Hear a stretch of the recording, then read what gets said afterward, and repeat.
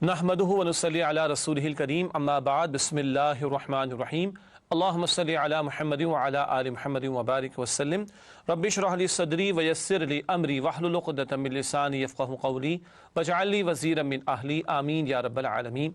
नाज़रीन किराम अस्सलामु अलैकुम व रहमतुल्लाहि व बरकातुहू। तालीमात कुरान सीरीज़ में आपको खुशामदीद कहते हैं और इंशाअल्लाह आज 12वें पारे के हवाले से गुफ्तगू होगी। सबसे पहले तारुफ आपके सामने रखते हैं। इंशाअल्लाह आज हम कुरान करीम के पारा नंबर 12 का मुताला करेंगे जो कि सूरह हूद रुकू नंबर 1 तक सूरह यूसुफ रुकू नंबर 6 तक मुश्तमिल है। मज़ीद बना सूरह हूद आयत नंबर 6 तक सूरह यूसुफ आयत नंबर 52, ये आयात 12वें पारे में शामिल हैं। इसके बाद हमेशा की तरह मकासिद मुताला पेश खिदमत है। सबसे पहली बात, पारा नंबर 12 की आयात के मज़ामीन का जायज़ा आपके इल्म में है कि सूरत का ओवरव्यू भी पेश किया जाता है, रब्ते सूरत भी आपके सामने हम पेश करते हैं और आयात का तज़िया भी। फिर मुंतखब आयात का मुताला आज भी आपके सामने पेश करेंगे और आखिर में ज़ेर मुताला आयात में बयान शुदा अहम अवामिर व नवाही का तस्करा भी होगा, यानी डूज़ एंड डोंट्स का बयान। नाज़रीन किराम, सबसे पहले सूरह हूद के मज़ामीन का एक मजमूई एतबार से तज़िया आपके सामने पेश करते हैं। इसका आगाज़ सूरह हूद का 11वें पारे में हो चुका था, अलबत्ता ये मज़ामीन का तज़िया दोबारा आपके सामने रख रहे। पहली 24 आयात अल्लाह की नेमतें और बंदों की नाशुक्री, इसका तस्करा है। फिर आयात 25 से 102 रसूलों की अपनी कौमों के साथ कशमकश, इसका जिक्र है। कई रसूलों के हालात, बल्कि 6 रसूलों के हालात का बयान आया है। आयात 103 से 111 ईमान बिल आखरत की तफसीलात बयान की गई।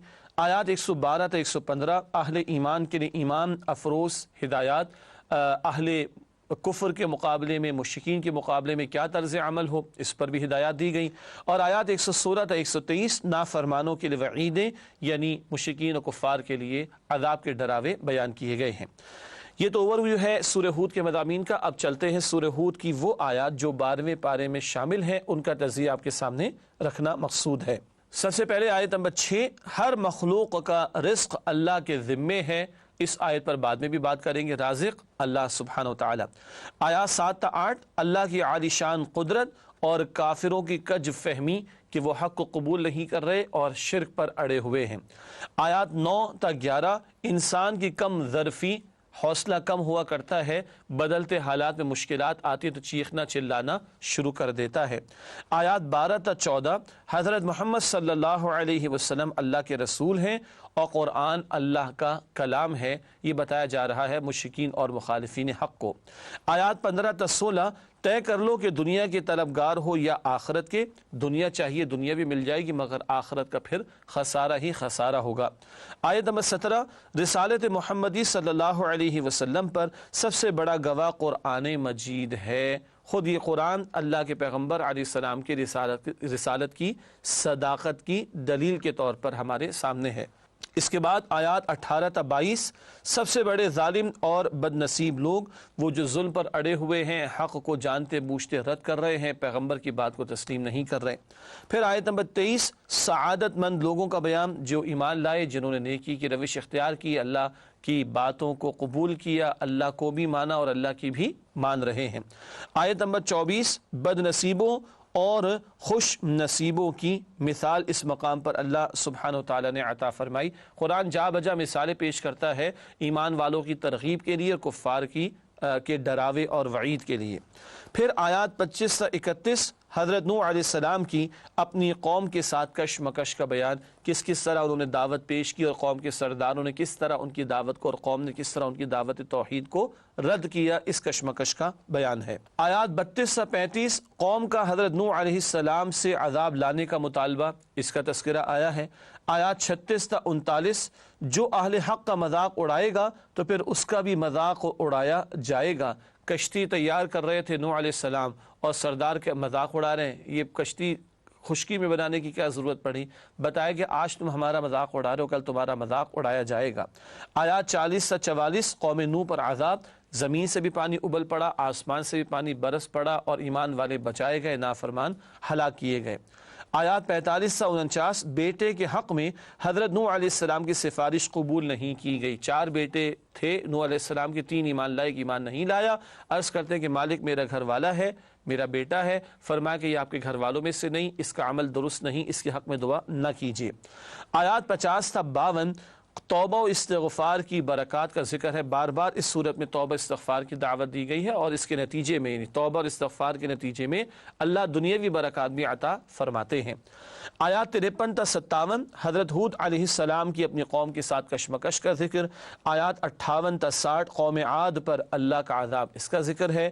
آیات 61 تا 63 حضرت صالح علیہ السلام کی اپنی قوم کے ساتھ کشمکش کا بیان۔ پھر آیات 64 تا 68 قوم ثمود پر عذاب کا ذکر ہے۔ پھر آیات 69 تا 73 حضرت ابراہیم علیہ السلام کے لیے حضرت اسحاق علیہ السلام کی ولادت کی بشارت، فرشتے انسانی شکل میں آئے اور بی بی سارہ موجود تھی سلام علیہا۔ ابراہیم علیہ السلام اور ان کو فرشتوں نے بیٹے کی بشارت دی، اور جو اسحاق ہیں علیہ السلام۔ پھر آیات 74 تا 76 ظالم قوم کے لیے نبی کی سفارش قبول نہیں کی جاتی۔ قوم لوط پر عذاب آیا چاہتا تھا، فرشتے انسانی شکل میں آئے تھے ابراہیم علیہ السلام کے پاس پہلے، بعد میں انہیں لوط علیہ السلام کی قوم کی طرف جانا تھا۔ ابراہیم علیہ السلام نے درخواست کی کچھ اللہ تعالیٰ نظر کرم فرما دے، مگر بتا دیے کہ جس قوم کے لیے فیصلہ ہو گیا اللہ کی طرف سے عذاب کا وہ ٹالا نہ جائے گا۔ آیات 77 تا 80 قوم لوط کی بے حیائی کا ذکر، معاذ اللہ اس قوم نے ہم جنس پرستی کی گندگی کو اختیار کیا۔ اور نوٹ کیجئے گا ناظرین کرام، آج جس دور میں ہم جی رہے ہیں 21ویں صدی عیسوی ہے، ترقی یافتہ دور کہلاتا ہے، اور آج کے ترقی یافتہ لوگوں نے کئی ممالک میں قانون کے سہارے ہم جنس پرستی کو حلال قرار دے دیا، معاذ اللہ۔ مرد کی مرد سے شادی حلال اور عورت کی عورت سے شادی حلال کر دی گئی، معاذ اللہ۔ اللہ یہ واقعات بیان کر رہے ہیں ہماری عبرت کے لیے، اور آج دیکھیے دنیا کہاں پہنچی ہوئی ہے۔ آیات 81 تا 83 قوم لوط پر عذاب، اس قوم پر پتھر بھی برسائے گئے، اور قرآن جا بجا ذکر کرتا ہے کہ اس قوم کو اندھا بھی کیا گیا، ان کی بستی کو اوپر لے جا کر زمین پر پٹخ بھی دیا گیا، اور اس قوم کو بحر مردار ڈیڈ سی میں غرق بھی کر دیا گیا۔ آیات 84 تا 86 حضرت شعیب علیہ السلام کی دعوت توحید انہوں نے بھی پیش کی، اور ان کی قوم ناپ تول کی کمی کے مرض میں مبتلا تھی، بیماری میں اور جرم میں مبتلا تھی، اس سے بھی انہوں نے روکا۔ آیات 87 تا 93 حضرت شعیب علیہ السلام کی قوم کے ساتھ کشمکش، وقت کے پیغمبر دعوت توحید پیش کرتے، قوم کہتی ہے کہ تمہاری نماز ہمیں یہ سکھاتی ہے کہ باپ دادا کی باتوں کو چھوڑ دیں اور جو چاہے وہ نہ کریں اپنے مالوں کے بارے میں۔ یہ تصور بھی اس قوم کی زبانوں پر آیا، اس تعلق سے بعد میں بھی ہم بات کریں گے انشاءاللہ۔ آیات 94 تا 95 قوم شعیب پر عذاب، زلزلہ بھی اس قوم پر آیا، شعلے بھی برسائے گئے، اور ایک زوردار چیخ بھی اس قوم پر مسلط کی گئی تھی۔ آیات 96 تا 99 آل فرعون کا برا انجام، یہ چھٹی قوم موسیٰ علیہ السلام کے تعلق سے ذکر آتا ہے، آل فرعون کی طرف آپ کو بھیجا گیا، مگر ان لوگوں نے بھی حق کو قبول نہیں کیا، ان کو غرق کر دیا گیا۔ آیات 100 تا 102 ہلاک ہونے والی قوموں کے انجام پر بصیرت افروز تبصرہ، کہ اللہ تعالیٰ کی دعوت اور دعوت توحید جب ان لوگوں نے قبول نہ کی تو ان پر اللہ کا عذاب آیا، اور پچھلی قوموں کے واقعات اللہ تعالیٰ قصوں کے طور پر نہیں بلکہ عبرت کے لیے پیش کرتے ہیں ہمارے سامنے، تو یہ تبصرہ ہماری عبرت اور سبق آموزی کے لیے ہے۔ آیات 103 تا 109 بد نصیب کون اور خوش نصیب کون، فیصلہ روز قیامت ہوگا۔ دنیا تو دار العمل ہے، یہ عمل کا موقع دیا جا رہا ہے، جو چاہے شکر گزار بنے، جو چاہے ناشکرہ بنے۔ کل سعادت مند الگ ہوں گے اور شقی اور بد نصیب الگ ہوں گے، یہ فیصلے کل قیامت کے دن ہونے والے ہیں۔ آیات 110 تا 111 اللہ کے کلام سے ہر دور میں اختلاف کیا گیا، پیغمبر صلی اللہ علیہ وسلم کے ذریعے اہل ایمان کو تسلی دی جا رہی ہے، حق کی مخالفت تو ہر دور میں ہوئی ہے، جو مشکلات آ رہی ہیں اس کو برداشت کرو اور اس پر صبر کا مظاہرہ کرو۔ پھر آیات 112 تا 115 مشکل حالات میں اہل ایمان کے لیے اہم ہدایات، اللہ کی راہ میں مشکلات تو آئیں گی، صبر کی تلقین ہے، قرآن سے جڑے رہنے کی تلقین ہے، اللہ کے ساتھ تعلق مضبوط کرنے کی تلقین، یہ مضامین بار بار قرآن حکیم میں بیان ہوئے۔ آیات 116 تا 117 برائی سے روکنے والے ہی عذاب سے بچتے ہیں، یہ موضوع بھی کئی مرتبہ قرآن میں آیا، سورہ اعراف میں بھی ہم پڑھ چکے ہیں 21 رکوع میں، اور یہاں بھی ذکر آیا کہ عذاب سے وہی بچائے گئے جو برائی سے روکنے والے، منکرات سے روکنے والے تھے۔ اور ناظرین کرام یاد رہے اس امت کو کیوں برپا کیا گیا، سورہ آل عمران کی آیت نمبر 110 میں ہے، تم نیکی کا حکم دو گے اور تم بدی سے روکو گے۔ آیات 118 تا 119 حق سے اختلاف کرنے والے ہر دور میں ہوں گے، سب برابر نہیں ہوں گے، ماننے والے بھی ہوں گے، نہ ماننے والے بھی ہوں گے، یہ تو حق و باطل کی کشمکش کا سلسلہ ازل سے ہے اور آگے تک جاری رہے گا۔ آخر میں آیات 120 تا 123 اللہ کا مشرکین کے لیے دو ٹوک اعلان، جو قبول نہیں کر رہے وہ اپنے لیے عذاب کا سامان کر رہے ہیں۔ اللہ کی طرف سے تو بات واضح، جو چاہے قبول کرے جو چاہے رد کرے، جو رد کر رہا ہے، جو انکار کر رہا ہے، پھر وہ اللہ کی پکڑ کے حوالے سے متنبہ رہے کہ وہ بچے گا نہیں۔ یوں ناظرین کرام سورہ ہود کی جو آیات ہیں 123 آیات، ان کا تجزیہ آپ کے سامنے پیش کیا گیا۔ اب چلتے ہیں سورہ ہود کی منتخب آیات کے مطالعے کی طرف۔ سب سے پہلے 12ویں پارے کی پہلی آیت کا انتخاب کیا گیا ہے، سورہ ہود کی آیت نمبر 6 ہے۔ رازق اللہ تعالی ہے، فرمایا وَمَا مِن دَابَّةٍ فِي الْأَرْضِ إِلَّا عَلَى اللَّهِ رِزْقُهَا وَيَعْلَمُ مُسْتَقَرَّهَا وَمُسْتَوْدَعَهَا كُلٌّ فِي كِتَابٍ مُبِينٍ۔ ترجمہ، اور زمین پر کوئی چلنے پھرنے والا جاندار نہیں مگر اس کا رزق اللہ کے ذمے ہے، وہ ان کے رہنے سہنے اور سونپے جانے کی جگہ کو بھی جانتا ہے، یہ سب کچھ ایک واضح کتاب میں درج ہے۔ ہر جاندار اس کے رزق کی ذمہ داری اللہ فرماتے میری۔ بچہ ماں کے بطن میں ہوتا ہے، حدیث میں آتا ہے 4 مہینے کا ہو جاتا ہے بچہ ماں کے بطن میں، تو فرشتے کو بھیجا جاتا ہے اور چند باتیں طے کر دی جاتی جن میں یہ بھی کہ اس کا رزق کتنا ہوگا۔ زمین اللہ نے پہلے بنائی سجائی ہے، بندہ بعد میں بھیجا ہے۔ بچہ ماں کے بطن سے باہر بعد میں آتا ہے، ماں کے وجود میں اس کی غذا کا اہتمام اللہ پہلے فرما دیتا ہے۔ اللہ اکبر۔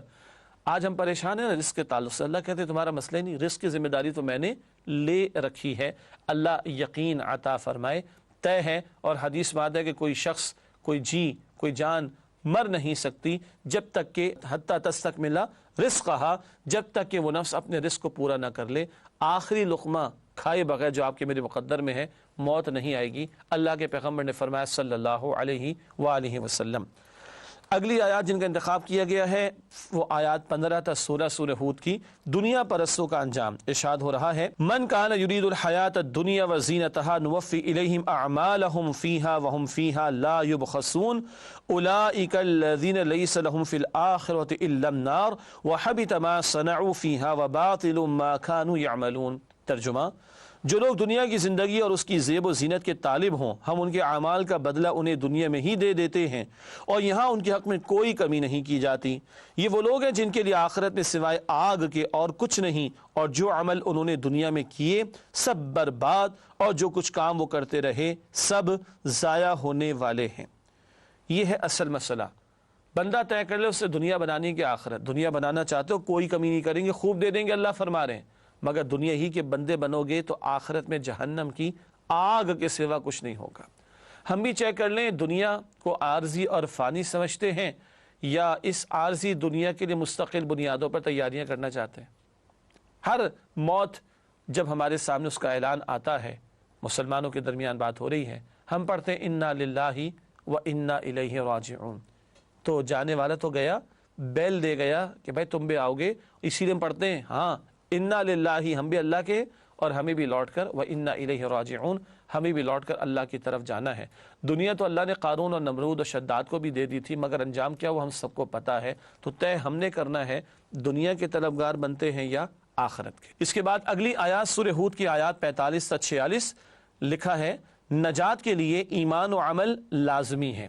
ارشاد ہو رہا ہے وَنَادَى نُوحٌ رَبَّهُ فَقَالَ رَبِّ إِنَّ ابْنِي مِنْ أَهْلِي وَإِنَّ وَعْدَكَ الْحَقُّ وَأَنْتَ أَحْكَمُ الْحَاكِمِينَ قَالَ يَا نُوحُ إِنَّهُ لَيْسَ مِنْ أَهْلِكَ إِنَّهُ عَمَلٌ غَيْرُ صَالِحٍ فَلَا تَسْأَلْنِي مَا لَيْسَ لَكَ بِهِ عِلْمٌ۔ ترجمہ، ارشاد ہوا اور نوح نے اپنے رب کو پکارا اور کہا کہ میرے رب، میرا بیٹا تو میرے گھر والوں میں سے ہے، تو اس کو بھی نجات دے دے، یقیناً تیرا وعدہ بالکل سچا ہے اور تو سب سے بہتر حاکم ہے۔ اللہ نے فرمایا کہ اے نوح، وہ تمہارے گھر والوں میں سے نہیں ہے، اس کے کام ناشائستہ ہیں، تو جس چیز کا تمہیں علم نہیں اس کے بارے میں مجھ سے سوال نہ کرو۔ یہ بڑا ہی حساس ایک مقام ہے۔ وقت کے پیغمبر ہیں اور ایک بیٹا 4 میں سے وہ نافرمان ہے، قبول نہیں کرتا حق کو، پیغمبر التجا کرتے ہیں اللہ میرا بیٹا میرے گھر والوں میں سے ہے، اس کو بھی نجات دے دے۔ اللہ کہتے ہیں گھر والوں میں سے نہیں، پیغمبر کا سگا بیٹا ہے، اللہ کہتے ہیں گھر والوں میں سے نہیں، کیوں؟ اس کا عمل درست نہیں ہے۔ تو محض خونی رشتے کام آنے والے نہیں، اللہ نے پیغمبروں کی زندگیوں میں یہ بتا دیا، باقی کسی کی کیا اوقات ہے۔ یہ ایمان پر نہیں ہے، پیغمبر کی دعوت قبول نہیں کی، تو یہ پیغمبر کے گھر والوں میں سے نہیں ہے حالانکہ سگا بیٹا۔ اللہ کے ہاں ایمان کے رشتے کی اہمیت ہے، خونی رشتے کی اہمیت نہیں، اور ایمان کے ساتھ عمل کا تقاضا بھی ہے جس پر اللہ کی طرف سے کل کی نجات کے وعدے ہیں۔ اس کے بعد اگلی آیت ہے آیت نمبر 52 سورہ ہود کی، استغفار و توبہ کی دنیاوی برکات۔ بڑا پیارا مقام، ارشاد ہو رہا ہے وَيَا قَوْمِ اسْتَغْفِرُوا رَبَّكُمْ ثُمَّ تُوبُوا إِلَيْهِ يُرْسِلِ السَّمَاءَ عَلَيْكُمْ مِدْرَارًا وَيَزِدْكُمْ قُوَّةً إِلَىٰ قُوَّتِكُمْ وَلَا تَتَوَلَّوْا مُجْرِمِينَ۔ ارشاد ہو رہا ہے ترجمہ، اور اے میری قوم اپنے رب سے بخشش مانگو، پھر اس کے حضور توبہ کرو، وہ تم پر آسمان سے موسلا دھار بارش برسائے گا اور تمہیں قوت پر قوت بڑھائے گا، اور دیکھو مجرم بن کر روگردانی نہ کرو۔ ہود علیہ السلام کہہ رہے ہیں اپنی قوم سے استغفار کرو گے اللہ بارش بھی برسائے گا، قوت بھی عطا فرمائے گا۔ معلوم ہوا کہ توبہ اور استغفار کے اہتمام سے آخرت میں تو برکتیں ہیں ہی ہیں، دنیا میں بھی اللہ سبحانہ و تعالیٰ برکتیں عطا فرماتا ہے، خواہ وہ بارش کا معاملہ ہو یا وہ قوت میں اضافے کا معاملہ ہو۔ ایک اور اہم مقام ہے، وہ ہے آیات 85 تا 87 سورہ ہود کی۔ معاشی معاملات بھی دین کا حصہ ہیں، یہ معاملہ پیش آ رہا ہے قوم شعیب کے تعلق سے۔ ارشاد ہوا وَيَا قَوْمِ أَوْفُوا الْمِكْيَالَ وَالْمِيزَانَ بِالْقِسْطِ وَلَا تَبْخَسُوا النَّاسَ أَشْيَاءَهُمْ وَلَا تَعْثَوْا فِي الْأَرْضِ مُفْسِدِينَ بَقِيَّةُ اللَّهِ خَيْرٌ لَكُمْ إِن كُنتُم مُؤْمِنِينَ وَمَا أَنَا عَلَيْكُمْ بِحَفِيظٍ قَالُوا يَا شُعَيْبُ أَصَلَاتُكَ تَأْمُرُكَ أَن نَّتْرُكَ مَا يَعْبُدُ آبَاؤُنَا أَوْ أَن نَّفْعَلَ فِي أَمْوَالِنَا مَا نَشَاءُ إِنَّكَ لَأَنتَ الْحَلِيمُ الرَّشِيدُ۔ ترجمہ، اور اے میری قوم ناپ تول انصاف کے ساتھ پوری کیا کرو، اور لوگوں کو ان کی چیزیں کم نہ دیا کرو، اور زمین میں فساد نہ مچاؤ۔ اگر تم یقین کرو تو اللہ کا دیا ہوا نفع ہی تمہارے لیے بہتر ہے، اور میں تمہارا نگہبان نہیں ہوں۔ انہوں نے جواب دیا کہ اے شعیب، کیا تمہاری نماز تمہیں یہ سکھاتی ہے کہ جن کو ہمارے باپ دادا پوجتے آئے ہیں ہم ان کو ترک کر دیں یا اپنے مال میں تصرف کرنا چاہیں تو نہ کریں؟ تم تو بڑے نرم دل اور راست باز ہو۔ یہ ہے شعیب علیہ السلام کا قوم کے ساتھ مکالمہ۔ اس قوم میں شرک کا مرض اور بیماری اور جرم بھی تھا، اور اس قوم میں ناپ تول کی کمی کی بیماری اور جرم بھی تھا۔ شعیب علیہ السلام نے فرمایا کہ ناپ تول انصاف کے ساتھ کرو، اور لوگوں کو چیزیں گھٹا کر نہ دو، زمین میں فساد نہ مچاؤ، اور اللہ کا دیا ہوا یعنی جو حلال سے ملے وہی تمہارے حق میں بہتر ہے۔ تو گویا پیغمبر معاشی معاملات کے لیے بھی ہدایات عطا کرتے ہیں۔ اللہ کا دین زندگی کے تمام گوشوں کے لیے رہنمائی عطا کرتا ہے۔ تو معلوم ہوا کہ اللہ کی بندگی کے تقاضے میں یہ بھی داخل ہے کہ لین دین کا معاملہ ہو، معیشت کے معاملات ہوں، آمدن یا اخراجات کے پہلو ہوں، ان میں بھی اللہ سبحانہ و تعالیٰ کی بات کو مانا جائے۔ قوم پلٹ کر کیا کہتی ہے؟ اچھا تمہاری نماز یہ بھی سکھاتی ہے کہ باپ دادا کی باتوں کو چھوڑ دیں، اور تمہاری نماز یہ بھی ہمیں باؤنڈ کرے گی، پابند کرے گی کہ ہم مال میں اپنی مرضی نہ چلائیں، اور یہاں بھی رکاوٹیں آئیں گی، یہاں بھی ہمیں پابند ہونا پڑے گا، باؤنڈ ہونا پڑے گا۔ یہ ہے محدود تصور دین جو آج ہم مسلمانوں میں بھی پیدا ہو گیا۔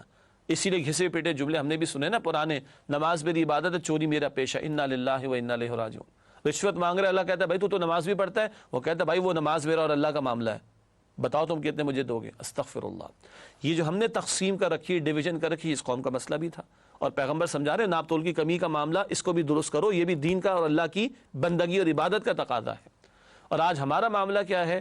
خاص شادی بیاہ کا موقع آئے، سنت ایک طرف، سیٹ پر بیٹھے بزنس کی شریعت ایک طرف، بیٹھے پارلیمنٹ کے اندر اللہ کے احکامات ایک طرف، اور جب کوئی سمجھانے کی کوشش کرے یہ کیا تم ہر بات کو دین سے جوڑنا شروع کر دیتے ہو، ہر جگہ مذہب کو دین کو کھینچ کر لے آتے ہو، ہے نا یہ مسئلہ آج ہمارا؟ یہ اس قوم کا مسئلہ بھی تھا۔ اللہ نے جو دین مجھے اور آپ کو عطا فرمایا وہ مکمل نظام حیات ہے۔ الیوم اکملت لکم دینکم، اللہ نے دین مکمل فرما کر دیا، اور اللہ کہتے ہیں ادخلوا فی السلم کافۃ، اسلام میں پورے کے پورے داخل ہو جاؤ۔ اس کے بعد آخری آیت جو سورہ ہود کی منتخب کی گئی ہے مطالعے کے طور پر اور مطالعے کے لیے، وہ سورہ ہود کی آیت نمبر 114 ہے۔ نیکیاں گناہوں کا کفارہ بن جاتی ہیں۔ بڑا پیارا انداز، اللہ کی طرف سے بڑا رحمت والا اور کرم والا معاملہ ارشاد ہوا، وَأَقِمِ الصَّلَاةَ طَرَفَيِ النَّهَارِ وَزُلَفًا مِّنَ اللَّيْلِ إِنَّ الْحَسَنَاتِ يُذْهِبْنَ السَّيِّئَاتِ ذَلِكَ ذِكْرَىٰ لِلذَّاكِرِينَ۔ ترجمہ، اور دن کے دونوں سروں یعنی صبح و شام کے اوقات میں اور رات کی چند پہلی ساعات میں نماز قائم کرو، کچھ شک نہیں کہ نیکیاں گناہوں کو دور کر دیتی ہیں، یہ نصیحت ہے ان کے لیے جو نصیحت قبول کرنے والے ہیں۔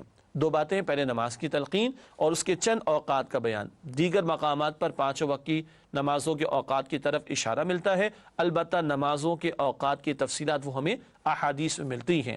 جو دوسری بات ہے وہ یہ ہے کہ نیکیاں گناہوں کو دور کر دیتی ہیں، نیکیاں گناہوں کو مٹا دیتی ہیں۔ کئی احادیث سے بات پتہ چلتی ہے، کوئی جرم ہو گیا مختلف نوعیت کی تفسیرات ہم بیان نہیں کر رہے. تو اللہ کے پیغمبر فرماتے تم یہ نیکی کر لو، تم یہ نیکی کر لو. تو عام طور پر نیکیاں برائیوں کو مٹا دیتی. ہاں کبیرہ گناہ ہے، ان کے لیے سچی توبہ بھی کرنی ہوتی ہے اور بعض جرائم کی سزا بھی بھگتنی ہوتی ہے. چوری کی تو ہاتھ تو کٹے گا اینڈ سو آن. لیکن عام حالات میں صغیرہ گناہ ہو جاتے ہیں، چھوٹے چھوٹے گناہ ہو جاتے ہیں وغیرہ. یہ نیکیاں گناہوں کو مٹا دیتی ہیں. وضو کیا تو وضو کے اعضاء سے جو خطائیں ہو جاتی ہیں وہ معاف ہو جاتی ہیں. ایک ایک قدم بندہ مسجد کی طرف چل کر جاتا ہے تو خطائیں اس کی معاف ہوتی ہیں. ان الحسنات یذھبن السیئات، نیکیاں بے شک گناہوں کو مٹا دیتی ہیں. اللہ تعالی ہمیں زیادہ سے زیادہ نیکیوں کی توفیق عطا فرمائے اور گناہوں سے بچنے کی توفیق عطا فرمائے. ناظرین کرام الحمدللہ سورہ ہود کی منتخب آیات کا مطالعہ آپ کے سامنے رکھا گیا. اس کے بعد سورہ یوسف کا آغاز ہوا چاہتا ہے. البتہ آپ سے ملاقات کرتے ہیں ایک وقفے کے بعد. امید ہے آپ ہمارے ساتھ رہیں گے انشاءاللہ تعالی. السلام علیکم ورحمۃ اللہ وبرکاتہ.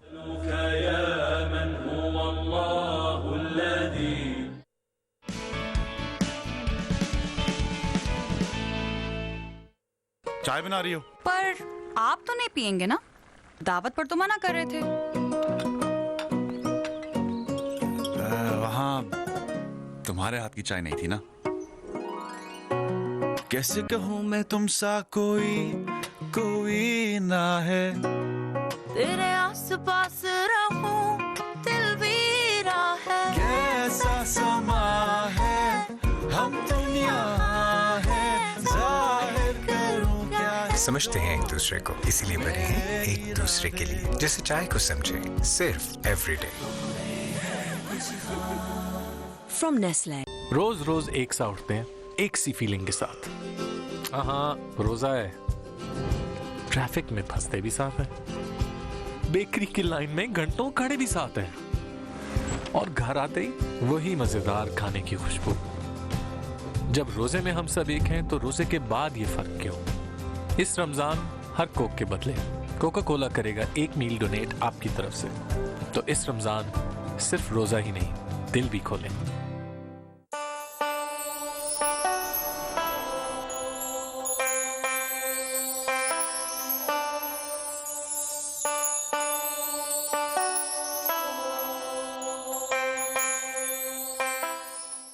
This news update is brought to you by جو صرف ڈیجیٹل نہیں سپر ڈیجیٹل ہو جاتے ہیں. سپر نہیں تو 4G نہیں، جاز سپر 4G.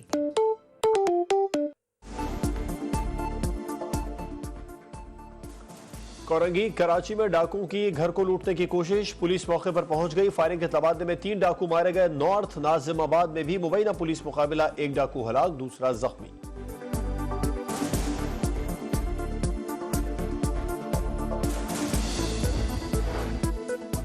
لاہور سمیت پنجاب کے مختلف علاقوں میں بارش. لاہوریوں نے اپریل میں سردی کے مزے چکھ لیے. درجہ حرارت 17 تک گر گیا. گندم کی فصل کو نقصان کا خدشہ، کاشتکار پریشان.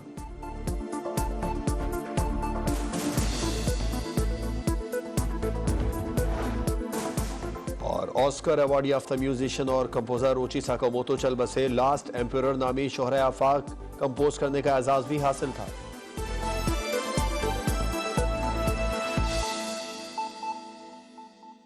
زکوٰۃ کی رقم سے ممکن ہوتا ہے. اس سال بھی زکوٰۃ دیتے وقت سہارا کو یاد رکھیے.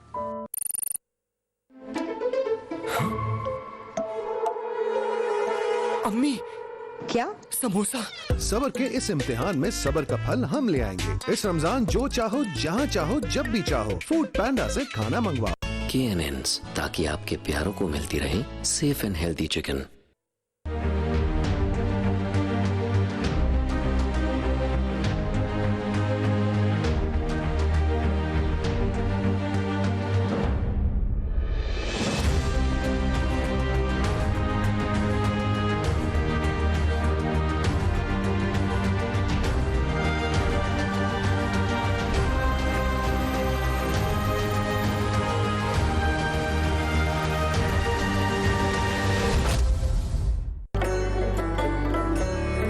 نعمتوں میں برکتوں کا کمال، یہ سنہرا سالال روح افزا، زندگی مبارک.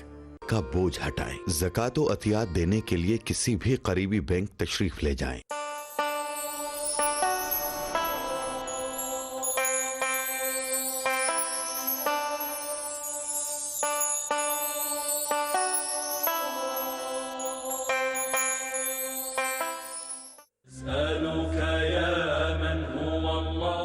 अस्सलाम वालेकुम वरहमतुल्लाहि वबरकातुहू। नाज़रीन किराम, तालीमात कुरान सीरीज़ में आपको खुश आमदीद। आज हम 12वें पारे के ताल्लुक़ से गुफ्तगू कर रहे हैं। वक्फे से पहले सूरह हूद के हवाले से गुफ्तगू मुकम्मल हुई थी किसी दर्जे में।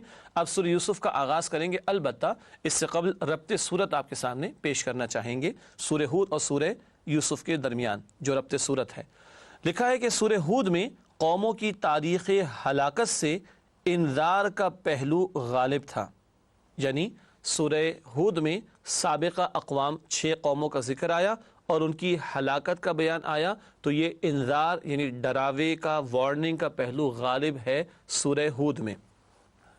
यानी सूरह यूसुफ में अल्लाह की तरफ से यूसुफ अलैहिस्सलाम को जो आसानियाँ अता की गईं और दरअसल उसमें रसूल पाक अलैहिस्सलाम के लिए आसानियों की तरफ इशारा, तो बशारत का पहलू सूरह यूसुफ में सूरह हूद के मुकाबले में गालिब है। मज़ीद बना आगे लिखा है, सूरह हूद में कई रसूलों के वाक़यात का बयान था।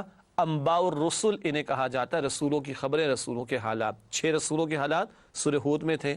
सूरह यूसुफ में एक ही नबी हज़रत यूसुफ अलैहिस्सलाम का बयान है। इसको क़ससुन नबिय्यीन कहा जाता है।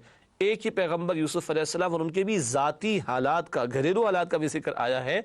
इसको कहा जाता है क़ससुन नबिय्यीन, अंबिया के क़स्से या वाक़यात जिनमें उनके ज़ाती हालात का जिक्र है। और इस हवाले से सूरह यूसुफ पूरे कुरान की एक मुनफरिद सूरत है। नाज़रीन किराम, अब चलते हैं सूरह यूसुफ के मज़ामीन के तज़िये की तरफ। पहले एक ओवरव्यू की सूरत में तज़िया, फिर आयत ब आयत हम आपके सामने बात रखेंगे तज़िये के तौर पर। पहली 6 आयत हज़रत यूसुफ अलैहिस्सलाम का खुशकुन ख्वाब जो उन्होंने अपने वालिद याकूब अलैहिस्सलाम से शेयर भी किया। फिर आयत 7 ta 18 बिरादरान यूसुफ की साजिश, बड़े 10 भाई थे और उनको हसद हो गया यूसुफ अलैहिस्सलाम से, इसका जिक्र है। आयत 19 ta 34 हज़रत यूसुफ अलैहिस्सलाम अजीज़ मिस्र के घर में, कहाँ भाइयों ने कत्ल का इरादा किया और कुएं में डाल दिया, और कहाँ अल्लाह ताला ने यूसुफ अलैहिस्सलाम को मिस्र पहुँचा दिया, उसकी दास्तां।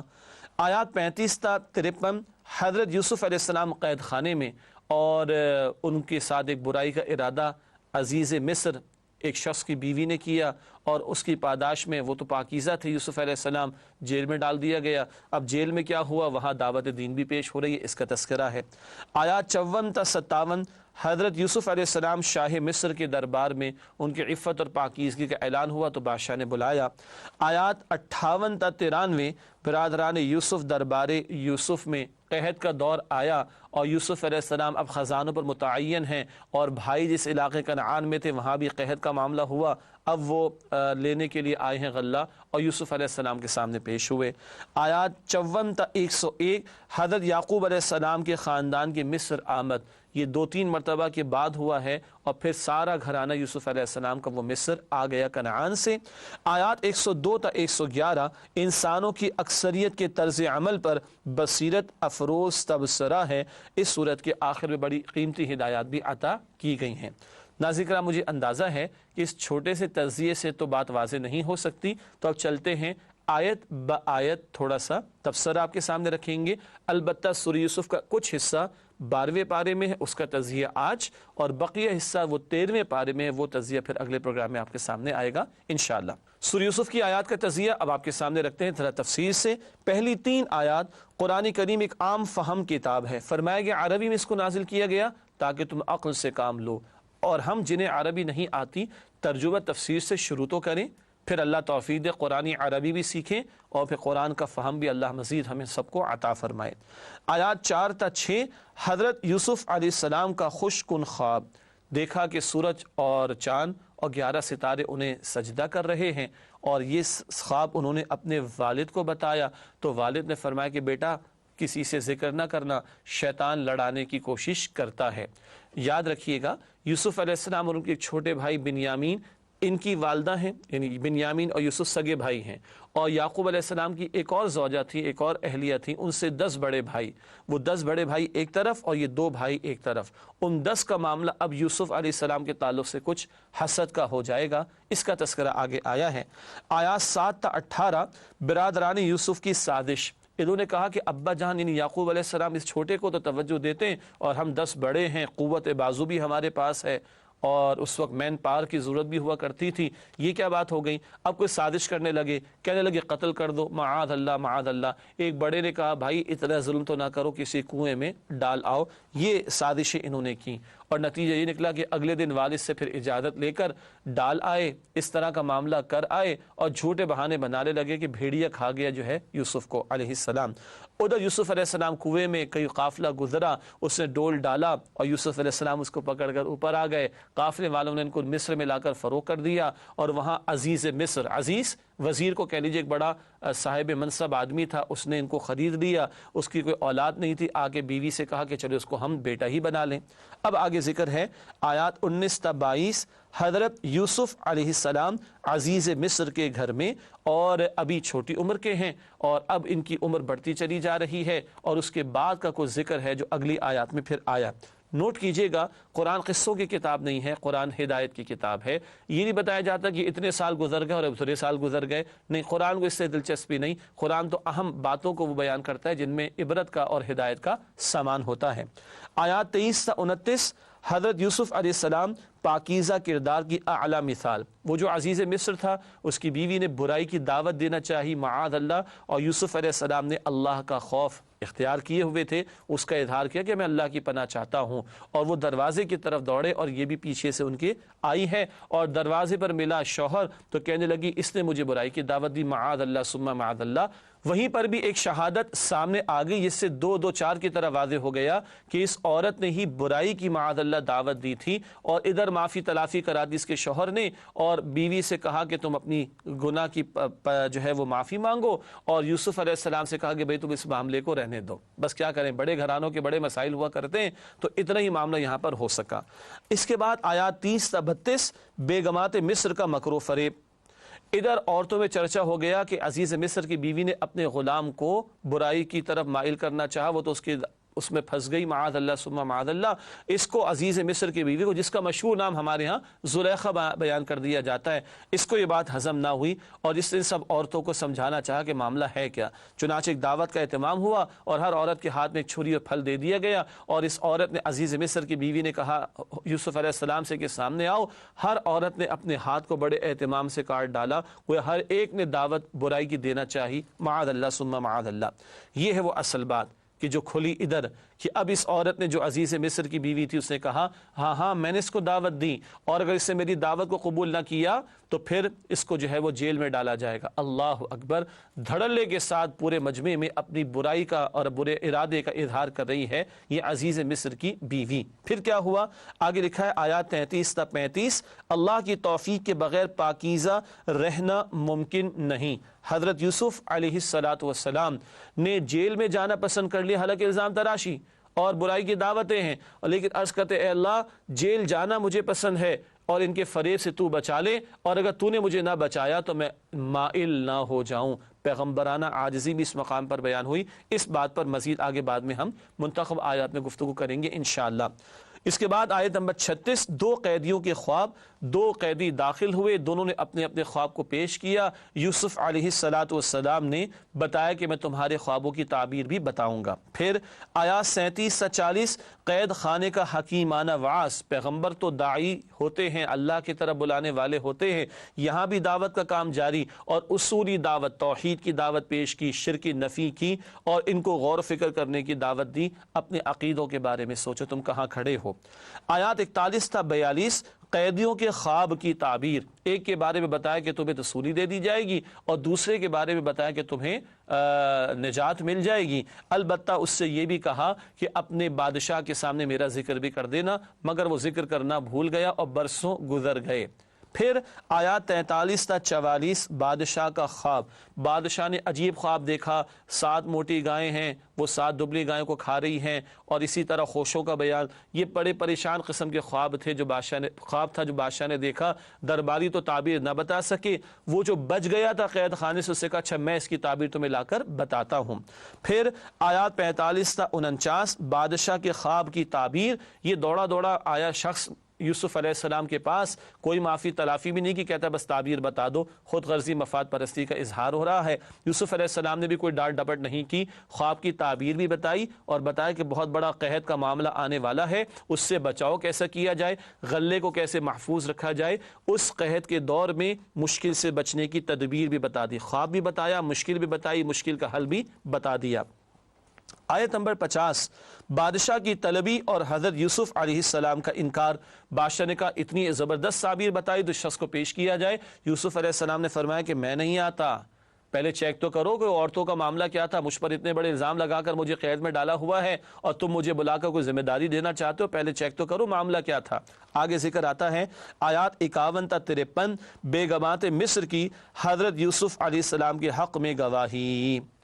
بیگمات نے بھی کہا کہ بڑا ہی نیک اور پارسا آدمی، اور اس وقت عزیز مصر کی وہ بیوی جس کا نام مشہور زلیخا ہے وہ بھی کہہ اٹھی کہ ہاں میں نے ہی برائی کی دعوت دی تھی اور اس میں کوئی برائی نہیں ہے. یوں یوسف علیہ السلام جو کہ عفیف تھے، پاکیزہ تھے، ان کے عفت کی گواہی بھی ان عورتوں کی زبانی اور اس عورت کی زبانی بھی سامنے آ گئی. پھر آیات 54 تا 57 حضرت یوسف علیہ السلام کے لیے منصب خاص بادشاہ نے بلایا اور کہا کہ زمین کے خزانے آپ کے حوالے کیے جاتے ہیں، مراد زراعت کا معاملہ ہو، خزانے کا معاملہ ہو، ان سب پر آپ کو ذمہ داری دی جاتی ہے. کہاں کنویں میں ڈالے گئے تھے اور کہا اللہ تعالیٰ نے اتنا بڑا منصب عطا فرمایا ہے. ایک نقطہ اور نوٹ کیجئے گا ناظرین کرام، سورہ یوسف میں داستان یوسف کا بیان ہے علیہ السلام، مگر داستان محمدی کا ذکر ہو رہا ہے صلی اللہ علیہ وسلم. مکے والوں کو بھی بتا رہے کہ تم کیسا کیسا اقدام کر رہے ہو رسول اللہ علیہ السلام کے خلاف. جس اللہ نے یوسف علیہ السلام کی حفاظت فرمائی کنویں میں اور منصب عطا فرما دیا مصر میں، وہی اللہ محمد رسول اللہ علیہ السلام کی حفاظت فرمائے گا اور آپ کے ہاتھوں اللہ کا دین غالب ہو کر رہے گا.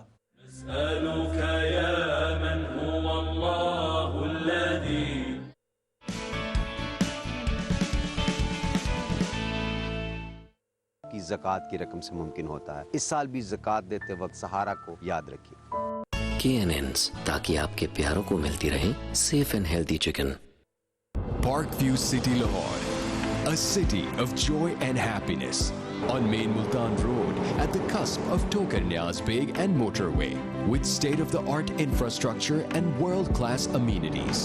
30,000 people already living in this beautiful city. 5,000 houses under construction, community center and health clubs, parks and zoos. It's a world where dreams come true. Park View City Lahore, a world within a city. نعمتوں میں برکتوں کا کمال، یہ سنہرا سا لال، روح افزا، زندگی مبارک کا بوجھ ہٹائیں. زکوٰۃ و عطیات دینے کے لیے کسی بھی قریبی بینک تشریف لے جائیں.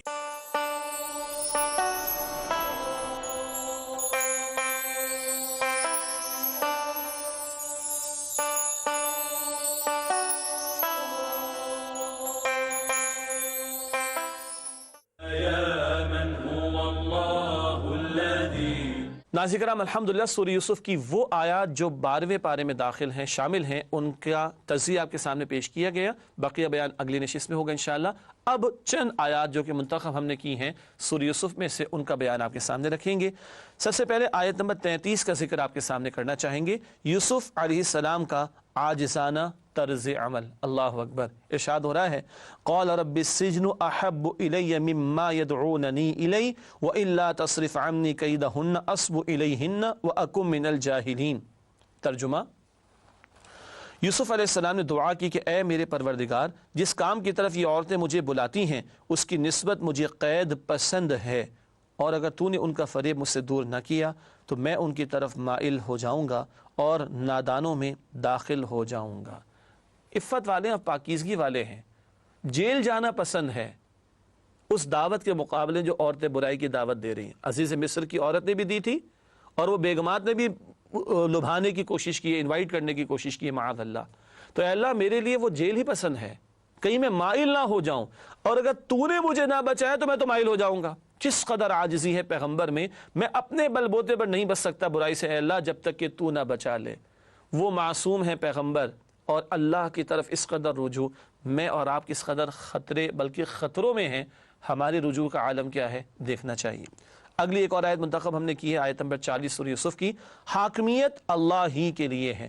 قید خانے کا واز ہے حضرت یوسف علیہ السلام کا، وہاں کا ذکر ارشاد ہوا ما تعبدون من دونه الا اسماء سميتموها انتم وآباؤكم ما انزل الله بها من سلطان ان الحكم الا لله امر الا تعبدوا الا اياه ذلك الدين القيم ولكن اكثر الناس لا يعلمون.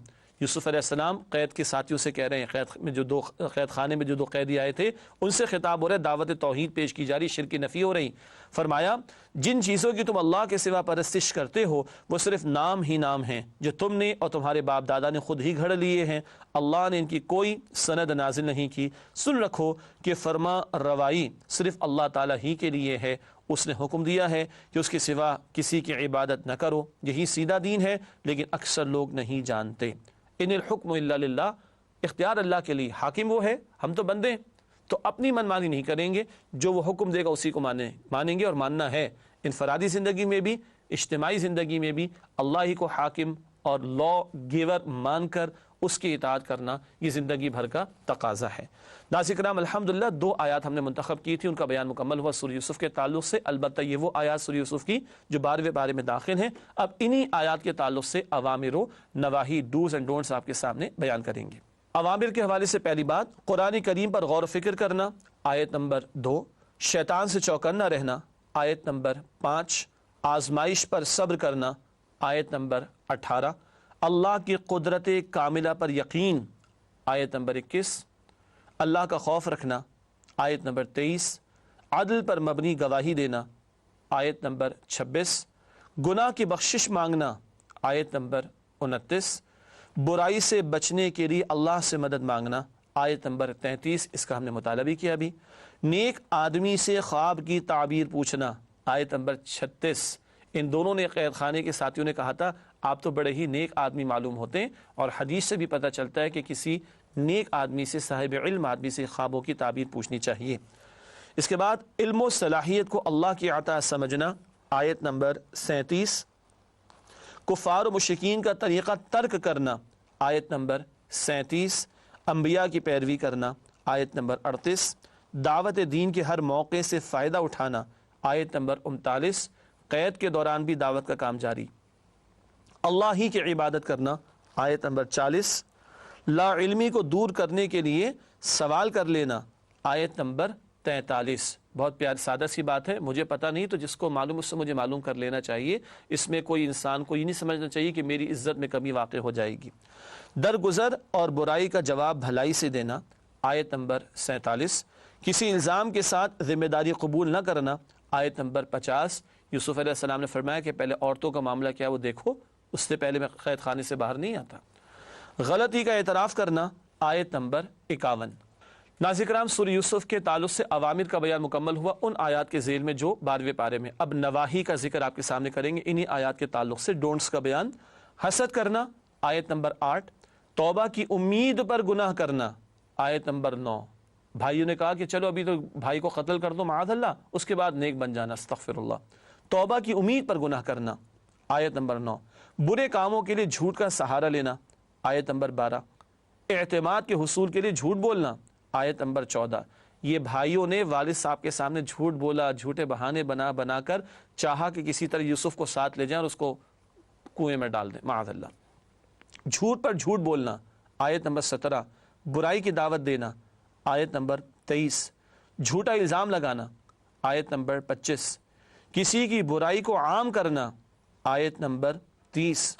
اپنی برائی کا چرچا کرنا، آیت نمبر 32۔ اس عورت نے خود بھری محفل میں کہا، اور آج جس دور میں ہم جی رہے ہیں، گندے اور گناہ کے کاموں کو دھڑلے کے ساتھ علل اعلان لوگ کرتے بھی ہیں اور پھر اس کی ویڈیوز بنا کر پوری دنیا کو دکھاتے ہیں۔